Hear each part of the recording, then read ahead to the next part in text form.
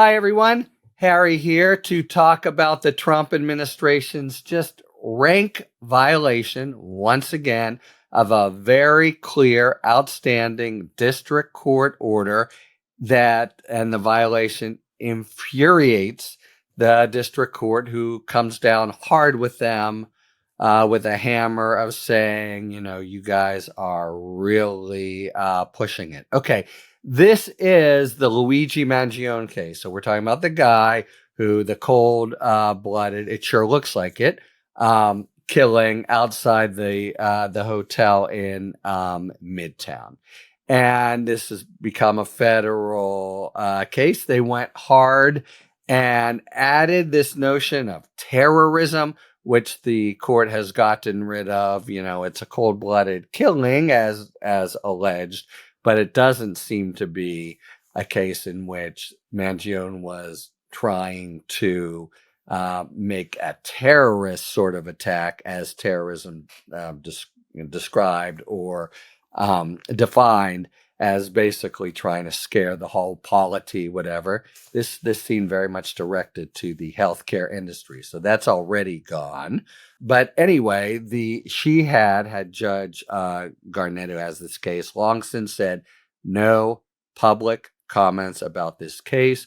We are in New York. It could really result in prejudice to him. No public comments about this case. Okay, fine. 2 days ago, Carolyn Levitt, who, we've talked about her. She's the one who recently said in the Homan matter, he never actually took money in a bag. She's just so, it looks like she's flagrantly dishonest, and she's the press secretary. It's one thing to obfuscate, bob, and weave, but if she's just laying out horse crap to the press and the public, she got to go. And she does seem very sort of unsophisticated, no credibility. But anyway, she had a news conference. What did she do? No comments about the case. She called Mangione a left-wing assassin.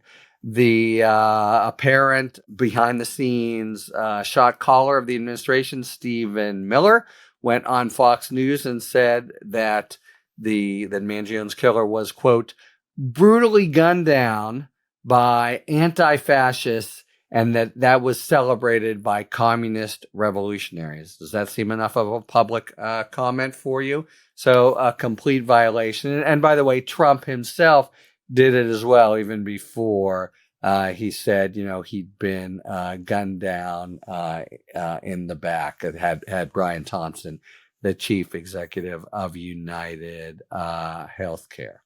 So, by the way, I smushed this together a little. It's the terrorism charges in state court that the state court judge had dismissed and said in state court, we can't go to murder one. You wouldn't have needed the terrorism to do it. Can't do it. So you are on murder two. Okay. But there are proceedings pending in federal court, and Garnett had already said, do not do anything to affect the fairness of these proceedings. This was back in April, and in particular, she said, stop commenting on the case. That was after Pam Bondi said that we're going to seek capital punishment, quote, as we carry out President Trump's agenda to stop violent crime and make America safe again, close quote. Garnett just came totally down on her. And she wants to depoliticize the case. That's what you should be doing in a case like this. The administration wants to politicize it. That shows in general their complete, exhibit number 85 for their total dereliction of their responsibilities as prosecutors. Anyway, she comes down hard and then suggests she will come down harder. So first, she wants a hearing October 3rd, I think, and I want a sworn declaration from somebody top of the charts. She'd previously said, by the way, to the DOJ lawyer, tell Pam Bondi this. Tell Jay Clayton, who is the U.S. attorney in New York, this. Nobody's to make comments. Bondi does this, Miller does this, Trump himself. And she says, I want a sworn declaration by the 3rd from either from a top dog in Manhattan or the Justice Department explaining how these violations occurred and what steps were being taken to ensure none occur for the future. Now, when they've pushed on the administration before to do declarations, you found the administration bobbing and weaving and trying to get out of it. I don't, she's a dog with a bone. I don't see Garnett letting them out. And so just stop and think about this for a moment.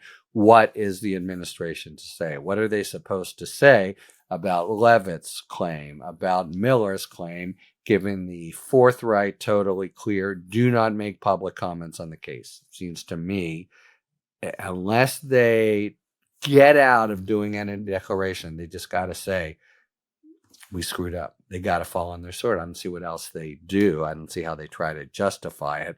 The people need to know? Not in these proceedings. It's the court that's in charge. So I think they'll be, they basically have to say something like, we screwed up, won't happen again. Any administration would do that, but that'll be pretty interesting to see if that happens, because we're talking about Levitt, the spokesperson, and Miller, the all hands kind of top dog there. So that would be a real kind of upbraiding. And then second, so I don't see what they'll do. I mean, the statements have been right out there. But second, she said, anything else, if this happens, could result in sanctions. And then this is the most aggressive part of her order. It could include personal financial penalties. A court has the ability to do that, and it comes in handy in cases involving the government, where government officials think they can do whatever they want and then come in and say, oh, you can't penalize us, we're really the government, or else at worst the money is paid out of the federal fist, no skin off their nose. Nope, you can do personal financial penalties, contempt of court findings. That's all. We've seen that try to happen, a whole other Megillah, and this is the, you better sit up and take notice. Relief specific to the prosecution of this matter. What is she saying there? Actual sanction that will harm, if not completely cripple, the case itself. She's empowered, certainly. They would scream and cry and ask for emergency relief and say it was an abuse of discretion, but she's empowered to say everything up to and including, I'm throwing out this case on you, or I'm eliminating a certain class of evidence or the like. So that is what she's threatening. She's mad. She has a right to be mad. And she's not gonna, we'll see, the administration in the past, I'm thinking Boasberg and the immigration orders, they just try to get out of doing this declaration. I don't think she's going to let it happen. And that means there's going to be a real focus, especially on Levitt and Miller, and they really deserve it. Did they just not know and say it with, impunity? And if so, what the hell happened that they didn't know? And they're going on TV and saying this stuff that prejudices a really important case. Or did they know and say that's not for us, etc.? That'll be a really illuminating response if and when they file it. As I've said in the past, they've just tried to get out of it, but it's not I don't see an easy escape route for them. So stay tuned for October 3rd, see what the administration has to say about why it violated things so concretely, and see what, if anything, further the district court judge does to say enough public commentary on this case. Talk to you later. Thanks for tuning in. If you enjoyed this video and other Talking Feds content, please take a second to like and subscribe. Talk to you later.